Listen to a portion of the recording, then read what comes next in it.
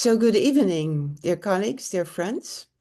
I'm very happy to be here with Lana and Julia and Ariana, Lana Jackson and Julia Powell, who are trainers trained by Ariana Faris, together with, um, I need to remember the name, but I know her last name, your colleague, Lady Webb, and you created the program, but the first name just, can you say it?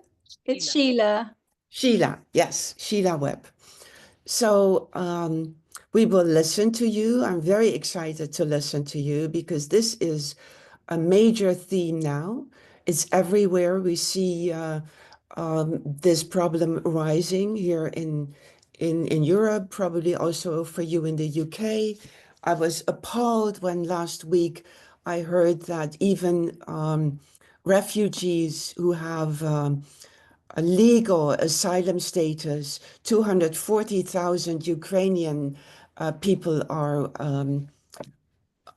expelled from the United States. So it must be huge, huge stress. And in my family, we have experience with Holocaust. So we always said it's never over. And when I heard that these Ukrainian refugees were expelled from the US, I thought, that's it. You stay a refugee. Even if you're safe, it's never totally safe in your system. And what I read from your description is that you pay quite a lot of attention to be trauma informed. And this is part of it. You stay a refugee once you are a refugee. Now, the three of you come from different backgrounds. You, Ariana, and Lana, you're psychotherapists and psychologists or even psychiatrists. But you, Julia, have a totally different background, coming from situations where you saw the need for refuge in the world where you were working. So I think it's a wonderful combination that you bring all these backgrounds to this training and that you can bring your past experience to make the training even better and empathize with the people who you train. So I will leave the floor to the one of you who wants to introduce the team and then the program. You all have access to share slides if you want to. I really, really, from the bottom of my heart, welcome you. And I'm very happy that we are here with people who are really, really interested to make this work. And let's work together to make the life for refugees better. Thank you. I will shut down my microphone and I invite you to open yours. So much, Katerina. That was a lovely introduction. I'm going to actually start by showing the presentation, and I'll be kicking off with a short practice that is obviously part of the program, but it's also very familiar to all of us mindfulness teachers. And for some reason my computer is frozen. You're also very quiet on my end, Julia. It might just be me, but okay, I'll try and fix that. Oh dear, close the program. I don't know if you can hear me, but I'm being invited to close Zoom down. So while I'm doing that, I'm going to pass over to Lana to do a 3-step breathing space. I'm going to have to close it down. I'll come back with more volume. Sorry about that. And then I'll come back with the PowerPoint. I think that's what's made it break. Yeah, that's fine. I think Julia's signal is not so strong, so let's hope she can come back in and join us. Okay, so let me lead us in just a short breathing space practice. So if you'd just like to, yeah, just kind of make sure that you are comfortable. And if you'd like to, you could close your eyes for the practice. Or if you prefer, just keep them open and maybe just bring your gaze down from the screen. So we're just going to take a moment just to bring awareness to ourselves sitting here together, noticing the contact that your body's making with the chair or wherever you're resting, just noticing that contact and the weight on the support beneath you. And just checking in now with just how you're feeling, just being here as part of this group. Just noticing any thoughts or feelings, body sensations arising in this moment. Just allowing those to be there right now.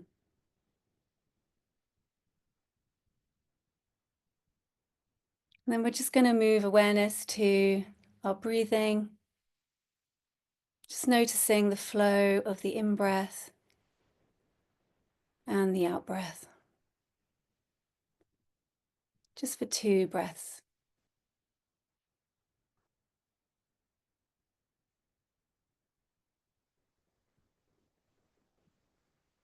And then now expanding your awareness back out, just to notice the space around you. Any sounds you can hear.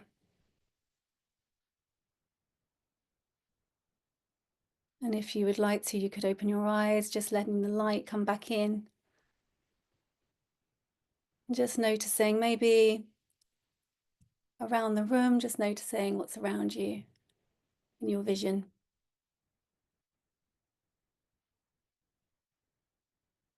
And then coming back to the group and the presentation. Although I can't see that Julia's back with us. I'm just wondering, actually, I think I might have... Yes, Julia is back. Oh, she is.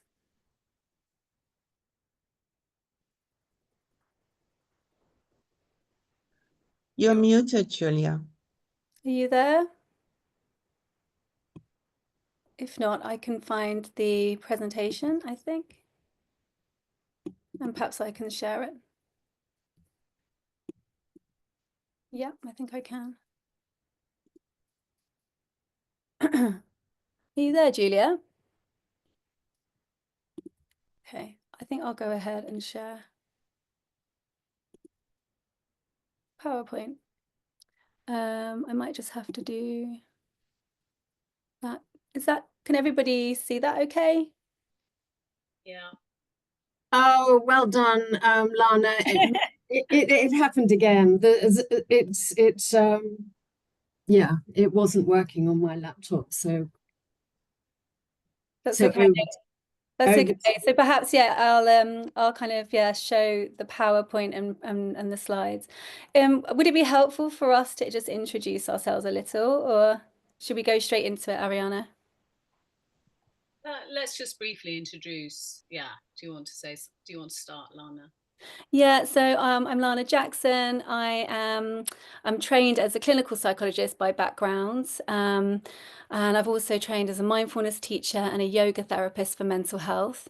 I have a love of the outdoors and nature-based sort of connection to enhance mindfulness, and it's been such an honor to be involved in this project with Julia and Ariana.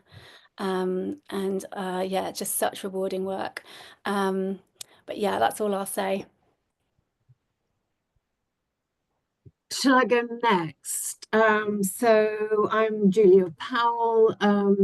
As Katerina referenced, I come from a background of campaigning in international development, human rights and sort of social justice issues. And the last organization I worked with was a big coalition of organizations campaigning for better asylum policies for people coming to the UK.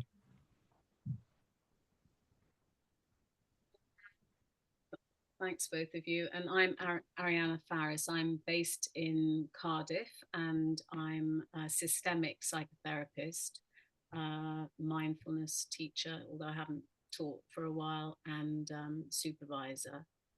And I did I sort of became involved with refugee work in my initial training, and my dissertation was on group work with refugee women. So I think I brought some of that into my interest in this work. Yeah, and I think I'm going to start, aren't I, just by telling you a bit about the beginnings of this amazing kind of journey and project. So I think it was in 2015 I first went to Greece when there was the influx of refugees from the Syrian war, and I went with my sister, who's a midwife, to Lesbos. And actually, it was really difficult. She had a very obvious hands-on role, and as a psychotherapist, it actually was quite difficult to be helpful. Other than the way that I found to be helpful was practically, giving people food and water and lifts and anything that they needed that I could do. And we decided to go back again in the following March, and we'd made connections with a small psychosocial NGO called Refugee Trauma Initiative, and we started off in Piraeus, and then they said there was a big need in Idomeni. So in Turkey, I think there was an agreement with Turkey that the flow of refugees would be stopped in Turkey, and no more refugees could go on from Greece into the rest of Europe in March 2016. So there was a massive camp up on the border of northern Greece and Macedonia. So we went there, and one of the people who was involved in Refugee Trauma Initiative was an Afghan refugee herself, and also a worker. And she was very interested in mindfulness, and we talked about mindfulness. And she had made some very strong connections with a group of Afghan women, and also some Arabic-speaking Syrian women. And she invited me. She asked me if I would be willing to go and do some mindfulness practices with them. So this picture here actually is with the children, but we did use this tent, which was in the middle of basically a town, a refugee town. And in this particular tent, I think we had something like 10 women, and there were helicopters whooshing around, and Zalash was so sure that it was a good thing to do that I was convinced, although it took some convincing, because I thought, how can we possibly do this with all the noise and the clatter and everything that was going on outside? Will it be useful? And in fact, we did a sort of short body scan. We did some mindfulness breathing. We had all the women were lying down next to each other, and the feedback was that they had been able to find some solace and some refuge from all the worries and the extreme stress that they've been experiencing. One woman I remember very movingly said she'd been able to put down all the burdens of all her roles as a mother, as a wife, her identity as a refugee, and just be herself for this short period of time. So on the back of that experience, we also offered another group of women a sort of mindfulness session, and there was some hilarity around the raisin exercise, people just gobbling the raisins, and without language, you know, it's amazing how much you can communicate and how much you can have a sense of connection. And we used, I think I talked about, you know, mindfulness of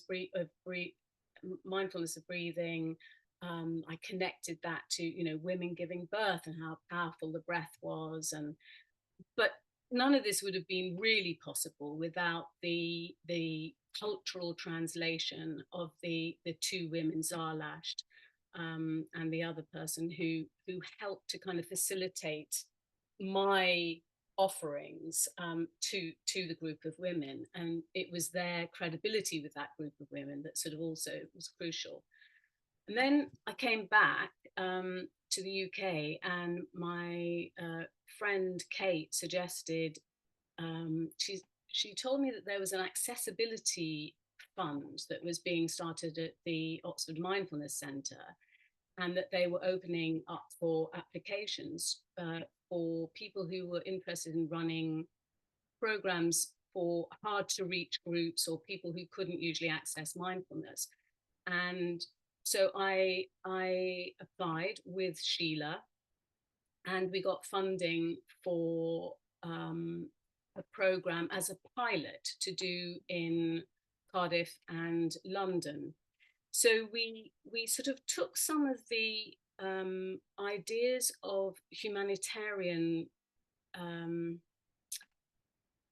suppose the ethics of humanitarian giving, such as do no harm, the idea of community, creating a safe space, creating a place where people could belong as our sort of cornerstone.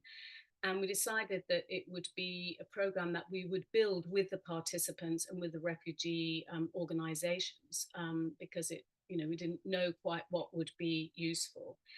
And we ran a number of courses, and the participants of those courses were contributors to the future iterations.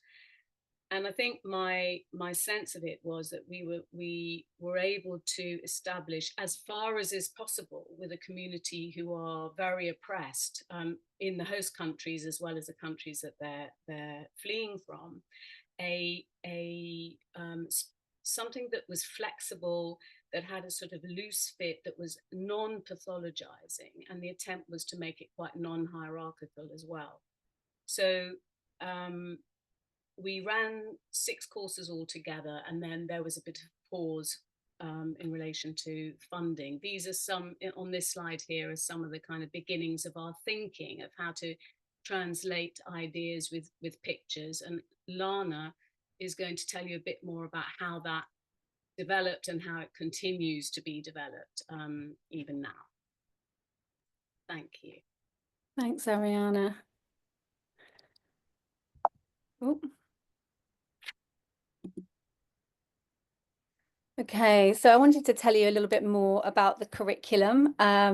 So Ariana and Sheila developed the curriculum and had it published online. So it was really freely available for us to kind of, pick up and have support from Ariana to then implement that in Brighton.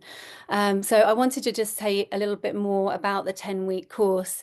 So each session is 2 hours long. And the first 4 weeks of the 10-week course are actually open. So it's a drop-in so that the women can come, they can see how they feel, and they can develop a bit of a kind of relationship with us and decide whether they would like to stay with the course. But it's also an opportunity for them to sort of spread the word and other people to join at that point.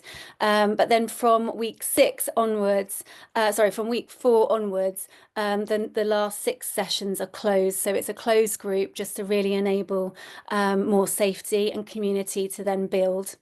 So I think Ariana and Sheila have done such a beautiful job of weaving in a lot of trauma and attachment theory and practice into the mindfulness curriculum. So some of the adaptations that you can see here a little bit, that actually mindful movement is a real central practice throughout the curriculum. Often those that are very distressed find that movement-based practices can be easier to access rather than breath work or even the body scan. So the course does introduce mindful movement practices very early in the program. And we also do other sorts of types of movements, such as pair yoga or like pair movements, where you're moving together in synchrony, or actually chair-based yoga practices or movement practices that really bring a sense of grounding and increase accessibility for all age ranges and movement for all of the women. One of the things that really came out strongly when we started to gain feedback from the women in our courses was actually just how much they valued the movement. And in fact, they did ask for more movement and for movement to be at the beginning of each session. So it is something that we've now thought about and included and written into our revised version of the curriculum. So movement is very key. Another sort of key thing is that all the practices, the mindfulness practices, are much shorter. So even you might have noticed when I did that initial breathing space, it was quite quick paced. It was only a couple of breaths. So actually a lot of the practices are shorter. There's lots more grounding practices that we would also use with people with trauma. And the body scan, for example, we only sort of really, I'm going to say 10 to 15 minutes that the body scan normally is. And again, we give a lot of choice compared to maybe the standard MBCT courses. So people can stand, they can stay in the seats. We often actually at the beginning of courses don't invite the women to lie down, for example, and the practices are much shorter. If you are familiar with running mindfulness courses for young people, a lot of these adaptations might feel again quite sort of familiar and easier to adapt to. So I'm used to working with adolescents. So actually a lot of these adaptations feel very sort of familiar and kind of easy for me to sort of weave in. Another kind of very different aspect of this course is the use of art and collage, crafting and drawing as a way to facilitate the inquiry around mindfulness practice, but also just help with the non-verbal processing and any language barriers that there might be for the women. And I think, again, the women seem to really enjoy being able to kind of create and express things using the art and crafts during the sessions. We also, again, because of any potential language barriers, and just to really help simplify some of the kind of teaching concepts and teaching points, there's a lot more visual imagery and metaphor possibly than might be in kind of a standard mindfulness course. So you can see here the threat soothing and the drive sort of system there drawn out. So we do use a lot of sort of visuals throughout the course. We also bring in the psychodrama aspects that, again, I think actually were in the original MBSR. I think John Kabat-Zinn may have even brought this cushion exercise, but this is me here demonstrating the concept around primary and secondary suffering. So the cushions really give a felt sense of that kind of weight of all of that secondary layers of suffering, and then the relief when we kind of let go of the cushions and just sit with that primary suffering. So again, these kinds of ways of working really support the women in their sort of understanding of some of the concepts, but also bring a little element of fun as well, I think, which is really helpful. There's also a lot more practical sensory-based activities. In particular, there's one lovely one where we use lots of objects to explore senses. So we have like sort of tables or stations for touch and texture, colours or things to sort of see, scents and sounds. And you can see in that middle picture there that we're outdoors for that session. And so if you're bringing this into an outdoor nature-based setting, there is a real rich kind of landscape here to draw on for those sensory activities. Also things like hand massage, so using lotions to sort of massage each other's hands. So very practical, very sensory, very grounding, very connecting exercises. One of my absolute favourite exercises within the curriculum is linked to this picture on the left. So it's the belonging exercise. So it invites participants to bring and share a personal object that represents their sort of belonging in the world. And this exercise really is there to really foster a sense of connection and meaning. But what's really important, I think, is that we as the teachers also bring our objects. So the object there is actually my grandmother's locket that I have. And I think sharing our own sort of vulnerabilities alongside the participants really helps to sort of model that common humanity and just how we are all interconnected in this sort of web of life. And I do think that it does help bring a sort of real sense of connection to the group and this sense of belonging and community. So it's really beautiful. I don't know where that originated from, Ariana. Perhaps you could say. Yeah, I think that came from a program called Safely Embodied by Deirdre Fay, who worked with survivors of domestic violence. So it was I don't know if it's exactly the same, but that's where the idea came from, because it seems such a powerful exercise, and a way of also again sort of where equalizing everybody, because everybody would bring and tell a story. So yeah, and it really does do that really beautifully. And I think Deirdre Fay and her work as well might so there are sort of like other little exercises such as the safe place or calm place visualization exercise, again, which is a key tool in a lot of trauma-based therapies. I know it's one from EMDR therapy, which I use in my clinical work, and it's a really, again, beautiful exercise to support kind of emotional regulation and a sense of safety. We also, again, on the right here, you can see the food. So a very important part of the courses are the sharing of food and drink together. And you can see again around the fire circle, we created a really beautiful sort of sense of, again, sharing that. I don't know, I think a fire it sort of represents something. It's a real symbol of community and storytelling and sort of warmth. And so to sort of sit around the fire, an open fire with the women, and share tea and food, again, really a sort of really beautiful sense of community that's built quite quickly, I think. Okay, and I just wanted to say a little bit more about the outdoors. I suppose, we've only actually sort of really brought the course outdoors in very recent times. So when we were working in Brighton, Julia will say a little bit more about the courses in Brighton, but we, I think, because of my love of being outdoors, but also feedback from the women.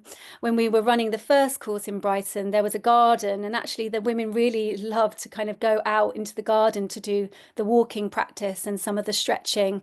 So we thought, we asked for feedback from the women, and they were really keen to actually have the course, or, you know, the idea of running it outdoors was very popular.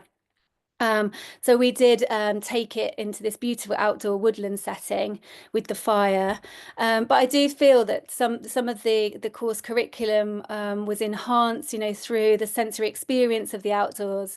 But we also just know from research that engaging and being outside in nature can have a lot of mental and physical health benefits. There's something very calming and soothing, connecting with nature and being just outdoors. It can really bring a sort of soft fascination, researchers call it, but a way of kind of really attending to the environment in a more spacious way, and also brings a sense of appreciation into that awareness, which again I think can be really helpful for these women who are displaced and don't necessarily feel that they have like a home or a place to belong. There is something that can be found in that connection to the natural world and nature to support them. So I think that might be all I wanted to say about the curriculum. So I think I'm going to hand over to Julia just to say a little bit more about how you might get some engagement within your local communities to run something like this. Great, thanks so much, Lana. So yeah, I mean, if anybody's thinking about running these courses in their area, as mindfulness teachers, we all know that it's not enough just to kind of advertise the availability of a mindfulness course. And particularly if we're thinking about reaching asylum seekers and refugees, we need to consider a whole range of things in how to actually engage people and get them to attend. So just kind of throwing out some of the kinds of questions that we were considering right at the outset, like, you know, how do we even describe mindfulness if there's no awareness of it in the culture that people might be coming from? And also, you know, how do we talk about mental health if there might be stigma in some of the communities that we're trying to reach out to? And then there's this whole issue about how to earn trust when the people that we're trying to engage may have had a hostile reception in the community that they're in, or in the process of getting here, or even through the whole engagement with the Home Office and the never-ending stream of questions about where you're from, and, you know, having to basically defend your right to asylum. And then there's a question about language. You know, how do we offer this to people who don't have English as a first language, and maybe very basic English or none at all?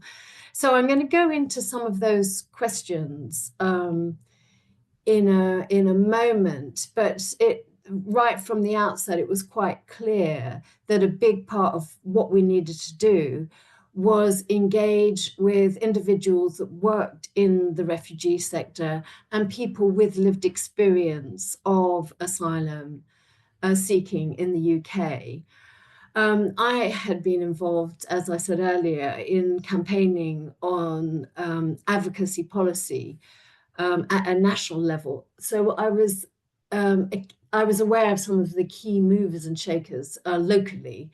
But even without that, it's not difficult to find the organizations to speak to and identify people. So in that first instance, I spoke to people with lived experience of asylum and mental health issues. One particular person he's actually a national advocate on refugee issues.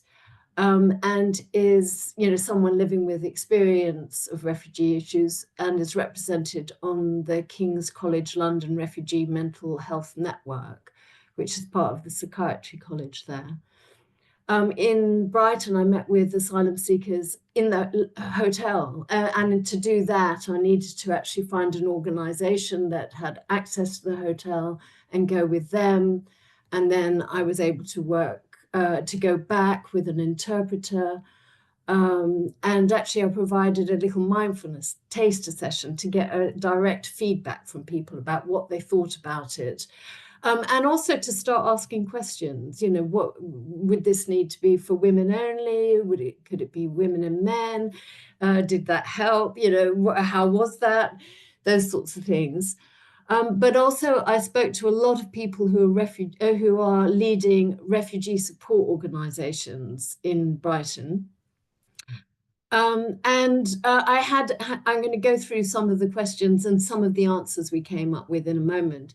But if whoever I was speaking to didn't have all the answers, they could refer me to someone else who did, or to you know, relevant meetings to go to try and explore answers. And also the interpreting services that is engaged by the local council was really relevant, because they are interacting with lots of different services and refugees directly. So those were the kinds of people that are worth speaking to locally. And so we did have a question: do we get an interpreter to help with the sessions? And then in which case, what language do we choose? You know, I found out what were the most common languages in Brighton, what were the most common languages in the temporary accommodation.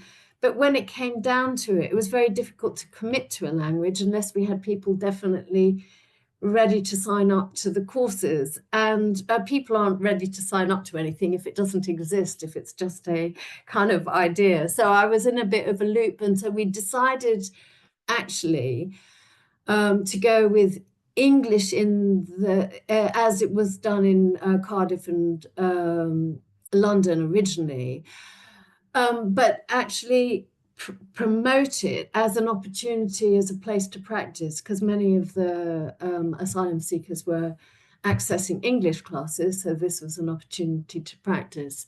So that actually, I think, worked for us. And in fact, one woman came to our first course and she really had no English. She had a friend helping to interpret for her, but even when the friend wasn't able to come, she came to every session. So, you know, she was getting something out of it. And I think that is testimony to the fact that it's so visual. There's a sense of community. You know, there were other things. It wasn't always about understanding everything. Then the question about, it was very clear, one of the organizations that was most able to work with us, and they were very clear, if we wanted to get their members, it would need to be women only. And that was the network for international women in Brighton and Hove. So that helped answer that question. They actually helped recruit for us. And it was clear, I mean, that's the response I've been getting in the hotel as well. For most of the women who came to those two courses we ran, wouldn't have been going had they been mixed. Yeah, and then there were the other questions around how to promote it. I'm going to finish very quickly because we need to have time for questions. But you know, we focused on the well-being aspects. We focused on the sense of community, and yeah, we didn't need to spell out mindfulness or mental health or anything like that in the literature we produced. We had people who were, for example, volunteers working in English language courses who were actually talking to students about what was on offer. So there was a number of different ways we were promoting it, through leaflets and through individuals, the network that was helping us as well. And then there was an issue about, you know, we normally have a lengthy form for people to fill in, but that was going to be a barrier for many of our participants. So we dispensed with the forms. We made most of the questions for anybody who was coming to us online. Most of the questions were voluntary, not mandatory. And then otherwise, we actually just allowed volunteers and different organizations to collect names and phone numbers and pass them on to us. And then evaluation, we normally have an evaluation, again, using different scales to assess, you know, well-being before and afterwards. But form filling wasn't going to work, so we decided to go with some kind of focus group evaluation.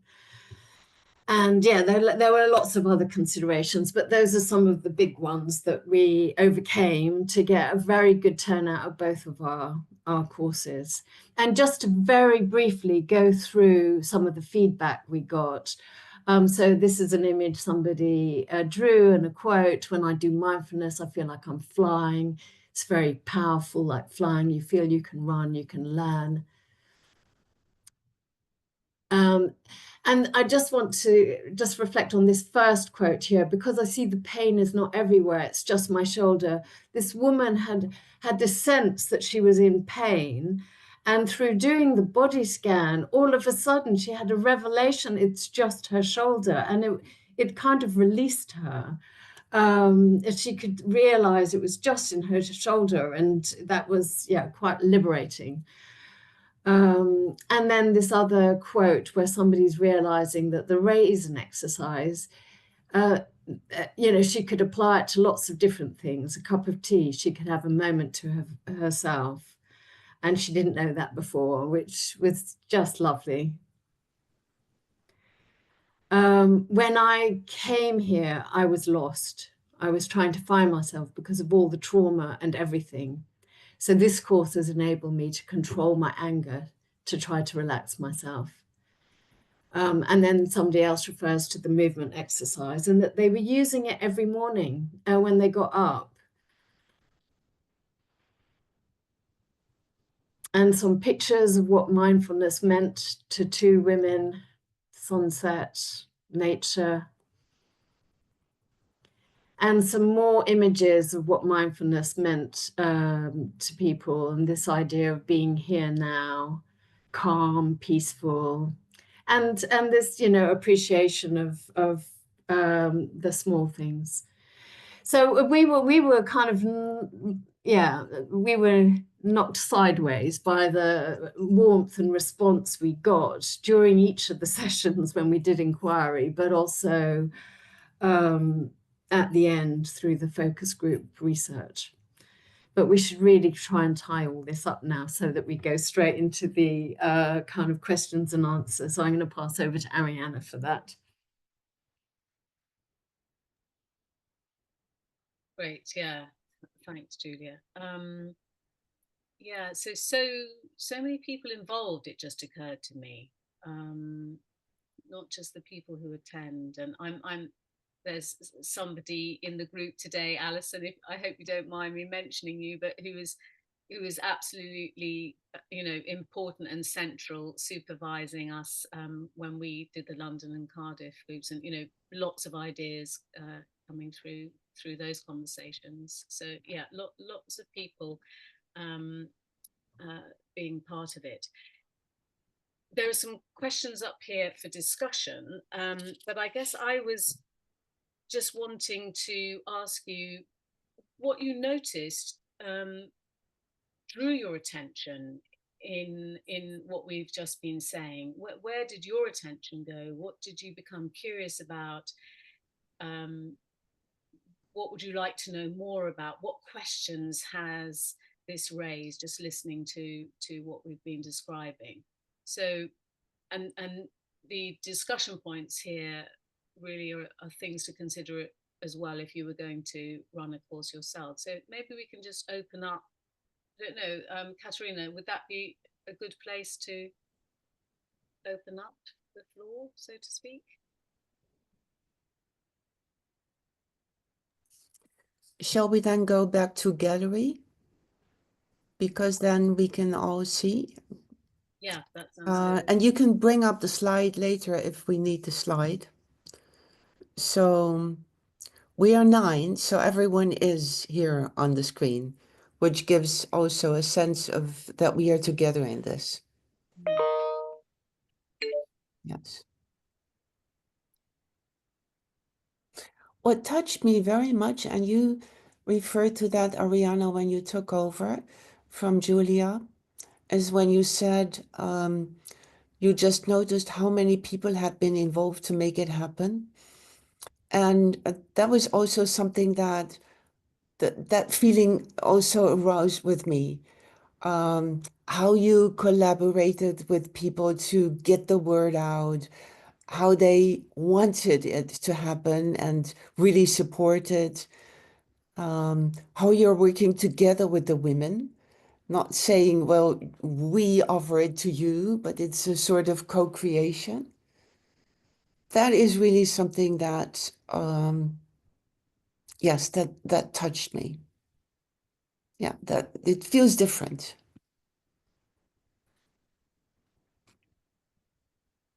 I think that Noor has experienced, sorry, Noor, I don't want to put you on the spot, but I would like to share what I think that you have experienced co-creation with women.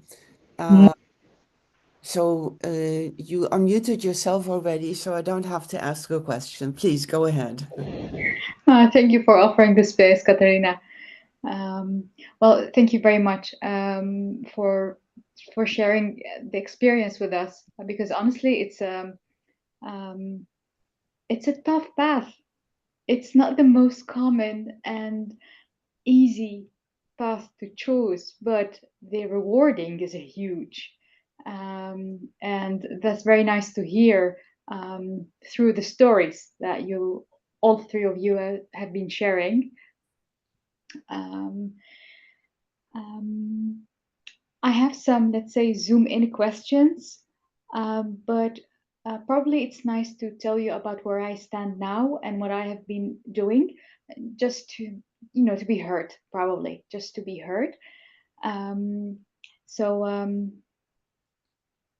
I'm now for 3 years a registered mindfulness trainer here in the Netherlands, and I post my work as a family doctor in order to start with my work within mindfulness and pioneering. And where I stand now is that, yeah, honestly, it's tough to make a living out of it, and it has a lot of setbacks.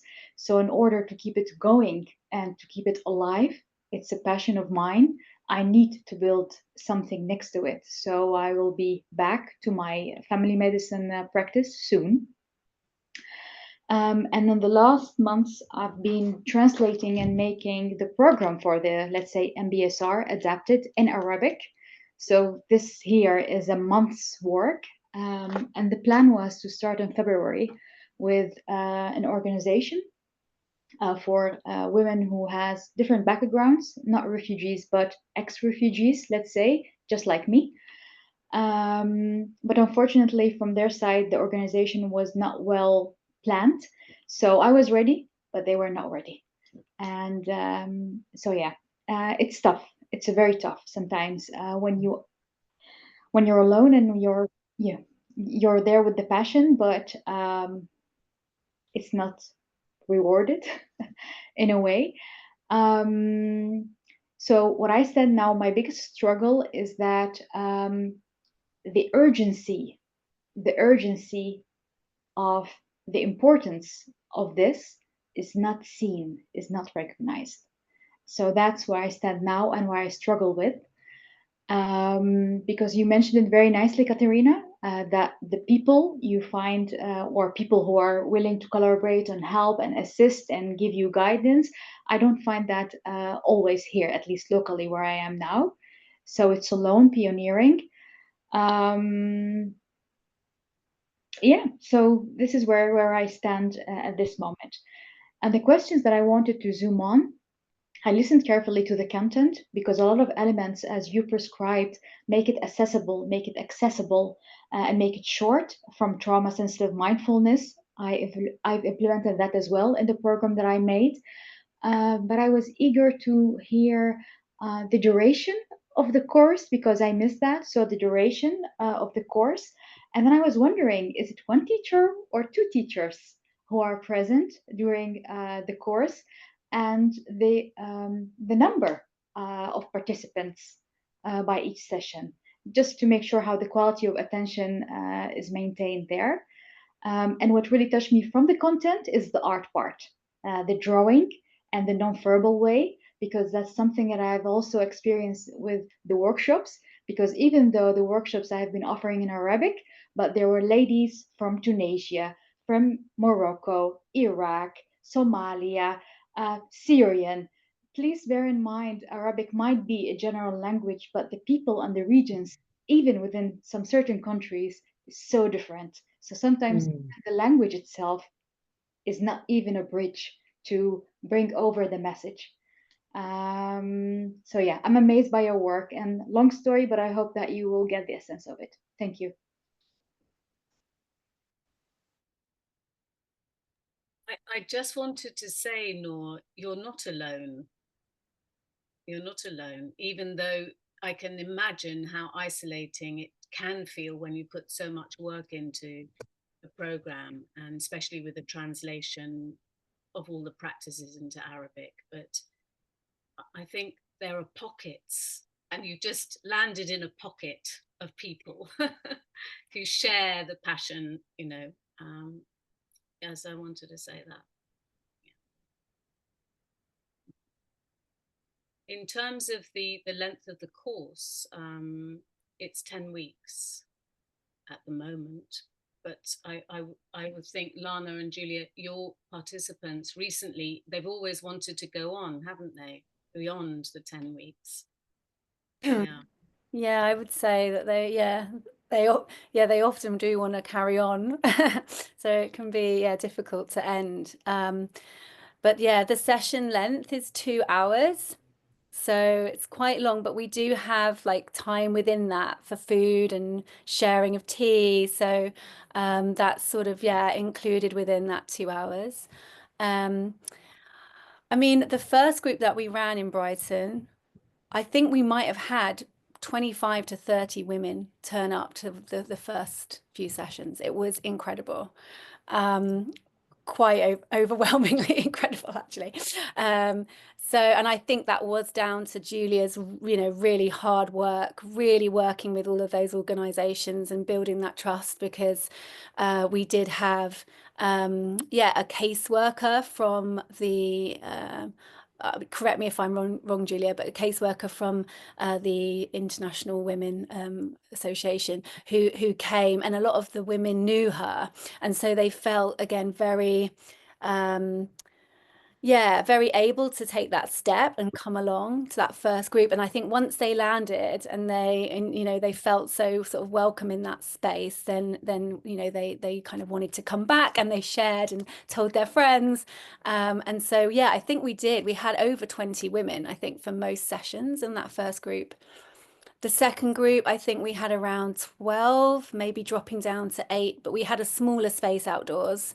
And it was harder for women to travel to that location. So things like that, I think, might have maybe got in the way of increasing numbers. Can't remember what your other question was. The facilitators. Oh, yeah. So Julia and I, it's always two of us. I do feel that might be quite important, actually. If somebody is triggered, we did have a session where a lady was triggered, and she needed to leave. So having two people there, one to sort of hold the space for the group, but then one to be able to go and talk to somebody, I think is really helpful. And it's a lot to hold. There's a lot of potential emotion and distress to hold. So it can be quite a challenge. And I think having a co-teacher, somebody that you can debrief with and discuss things with, really helpful. We also did have a student as well. We're very lucky to have access to students working within Sussex Mindfulness Centre. And she was really key in helping with bus passes and some of the logistics, but also then being able to get the feedback from the women, and run the focus groups to get feedback that wasn't then influenced by Julia and I being there. So I think we have been lucky, really, that we have had access to that as well. Have I missed anything from your questions? all well said, Lana. Thank you very much. Thank you all.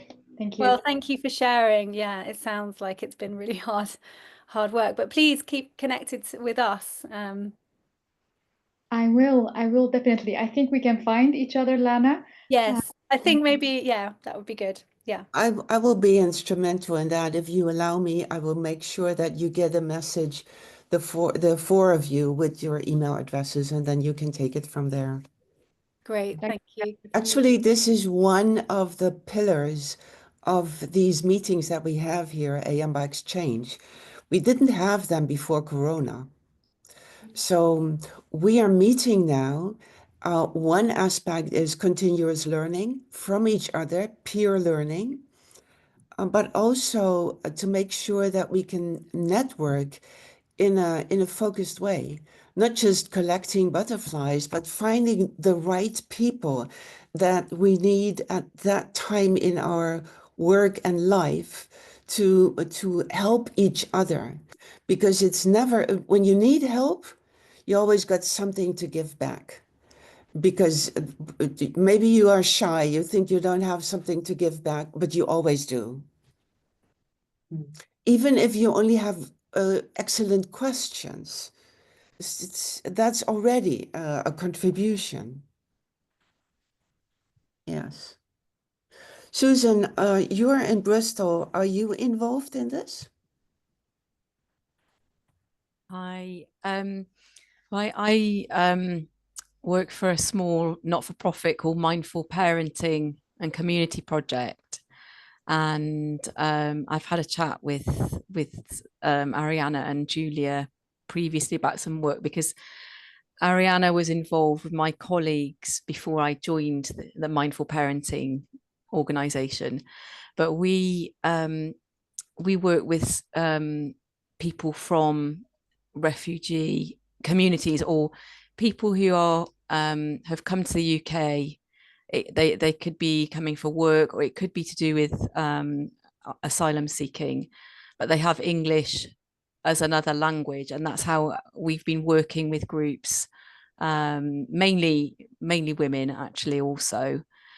So women who speak English as another language, but they're not necessarily refugees or asylum seekers. But we've been looking at the work that we're doing, and that's why we reconnected with Ariana and Julia, and I didn't get a chance to speak to Lana. Nice to meet you. So yeah, I'm just amazed by what I've been hearing. And I think I was particularly interested in the art aspect, because that's something that typically isn't included. And I'm not saying that it shouldn't be, but obviously there are limits to time, and the intention of the course, etc. So I was just wondering, is that something that you include at a particular time in the session, every session? Or is it every session? Does it have a kind of structure to it in some way? And I guess that's something, and I know the curriculum is available, so I could go and look a little bit more at how that's done. But is there anything briefly that you could say about that, about the art side? Shall I? In fact, no, Ariana, it's your curriculum. Well, all I want to say before, Julia, you say some more, is that some of the idea about drawing came from somebody who'd written about it in their masters, hadn't they? And I think that was Alison. You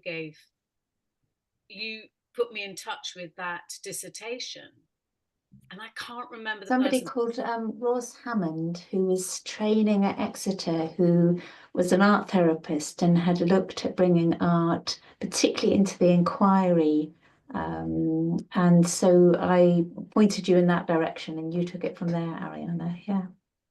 So that's how the idea came about. But maybe Julia, say something about how you've been using it in the Brighton groups. Well, I mean, in different parts, so it's not in every session, but it's in quite a few of them, and it's usually included as a way of expressing feelings about something. Even in the first session, I think there was something about expressing some emotion. Then there was a very different. We actually had to adapt one of them. One was about welcome, and it was about making welcoming the difficulties. It was around the guest house, and in the first session, we felt that some of the participants got waylaid with the physical aspect of that, and the whole point of that actual session was lost. So we made it a more physical thing in the second group, where they actually created a welcoming space. So yes, but it was a really important part of it, the visual expression.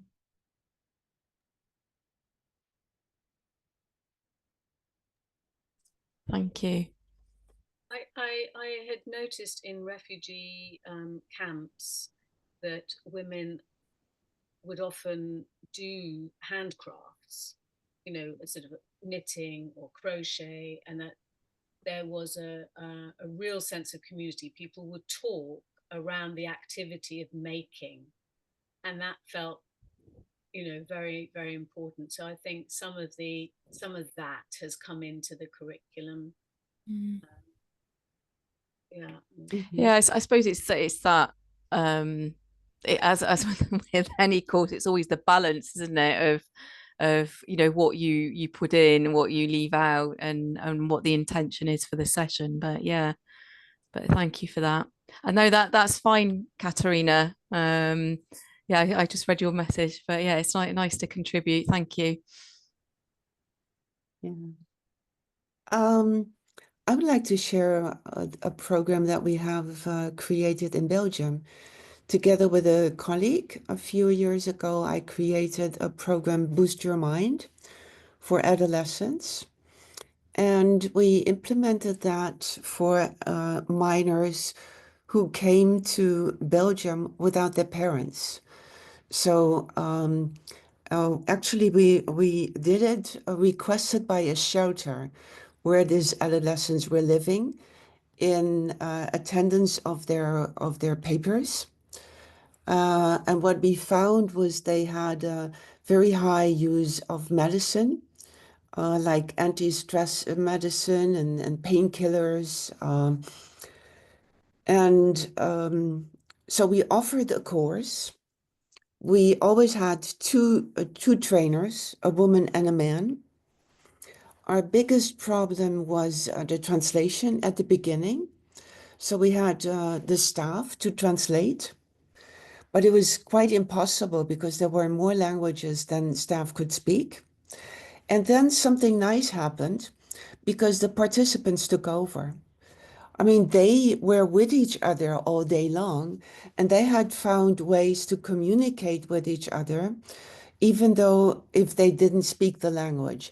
So they took over, helping each other to understand what the instructions were. That is one. We did a lot of movement. So very, very short practices. Not going up to 50 minutes. That was the very, very longest at the end of the course. Very short practices and a lot of moving. We even allowed them to do the movements they wanted, which was mainly football, but then do it in a way that they brought their mindful attitude to that interaction. So, and we also used visuals. We had a person who made drawings that were cartoon-like. So they were especially made for this age group, and very simple drawings, a few colors. We reduced the colors, and then we gave them a handout in which all these drawings were included. And at the end of each session, we gave them a card or maybe two cards with the symbol of that week. So they had a reminder in a visual form. I can share that. Unfortunately, we only have it in Dutch. It was never, we had a request from a French-speaking shelter in Brussels, but then they decided not to do it. So we never translated it into French. What was the other thing? Well, I just wanted to make the bridge that some of the things that you did, we also did, but I would have loved to have known you, because I think that the interaction to have them make drawings or make something would have been wonderful for these youngsters. The thing that they did is they made food for each other. And we really stimulated that so they could share something from their culture, and using that and including a practice, a sensory practice, was really helpful. A lot of laughter, and brought also community to them. This was a training that was also, we had control groups, and we did research on this. And one of the main things that happened was that the amount of painkillers they took was dramatically reduced. Yes. Won't tell you all the other research, but that is published in English, so I could share that. And it was University of Leuven. I will, I think we have it it's in English. So we'll send the research to you. That would be Oh, great. great. That would be helpful. Yeah, Thank that you. would be, it sounds wonderful. And by the way, we did the same program, adapted a bit for adolescent cancer patients. So it was a bit different, of course. We had some coaching from Trish Bartley. You all know her. So, but in essence, it was the same type of stress and the same age group. Very existential stress of, can I survive? Am I welcome? Can I live? Those things were very crucial.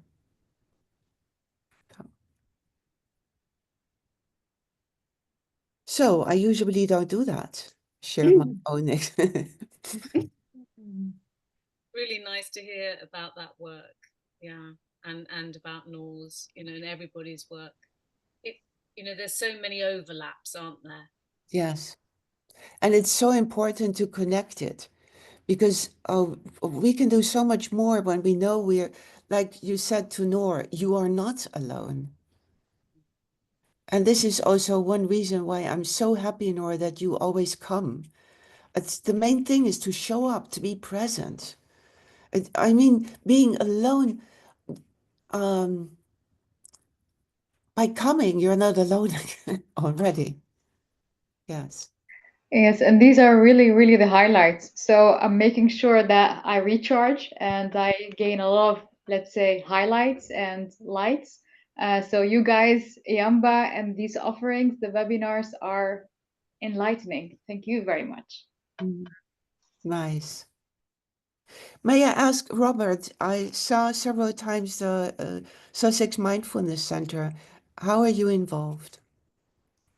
Not really, just part of the center, but it's so wonderful to see this work. Yeah, I kind of think that it's Oh, let's just say goodbye. Oh, she's gone already. Just wanted to say goodbye, Alison. Tell her we wanted to say goodbye, but she was left already. Sorry, oh, Robert, please continue. Yeah, no, I just want to say I think, how society deals with its refugees is kind of an indication of its health, really. And there's a lot of sick societies around at the moment. So I think this is incredibly needed. Yeah. Yes. Oh, thank you. Wonderful work, wonderful presentation. And well, we met each other because you were in the Mindfulness and Innovation Awards. So rightfully you were there. Congratulations with that achievement. And please stay in touch with eamba. When you have something that you want to share with the community, you're very welcome to come here. we normally do 1, maximum 2 events per month, because it's also overwhelming if we do too many. But we can schedule it ahead, and you're most welcome to come back and let us know what you're doing. And if we can help you network, if you want to explore in other countries, we can make sure that the associations in other countries will be informed. eamba now has 36 members in 36 countries. So those are also many languages and possibilities. And by the way, for English, we now also have a member in the US. So that might be interesting. And I don't think that the whole society of the US is that terrible for refugees as we see on the screens. But maybe if you would be interested, I could connect you with Ellen Goldstein, because you already have the program in English. Yeah, put some wind under your wings. Thank you so much.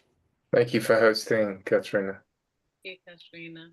Yeah, thank you very much, Katrina. And Thank stay you in for touch. the presentation. We have Look Again in Oh, April. yeah. That'll be Yeah. wonderful. Yeah. Yeah. So Right. please keep an eye on. Are you on the eamba newsletter? Yes. Yes. Okay, good. Then you will be informed. Thank you very Thank much. you. Bye-bye. Good evening. Bye-bye. Bye. Bye. Thank you. Bye-bye. Bye.